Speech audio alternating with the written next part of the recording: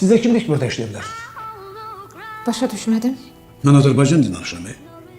Biz aldadan, məktəbi bu vəziyyətdə qoyanadan bizə lazım deyil. Siz fikirləşdiyiniz kimi deyil, Yakov müəllim. Mənim xəbərim yox idi. Belə şey. Məsəlləşirəm də belə şey görəndə. Bir gəl üzr istər, bir xahiş elə. Durub deyirsən ki, mənim xəbərim yox idi. Niyə inanmırsınız axı? Niyə inanmayın? 200 manat olduğunuz cibimdən çıxmadı. Mən işə gələcəm. Nə olur? Mən də Bakı təhsilə şikayət edəcəm. Eləyirəm ki, nə olar. Məndən başqa evə çörək pul aparan yoxdur. Uşaqlarım da balacadır. O bir böyük. Daha zona yox. Bir bax oluyor. Mən onu danladım. Vallahi danladım. Mən bu işə çox ehtiyacım var.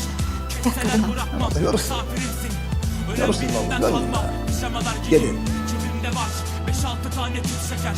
Sabah bir boş bulup da istemişti benden. Ve pek tabii ki perdeler dokunma böyle kalsın. Her sabah gözümde kanlanan haramsın.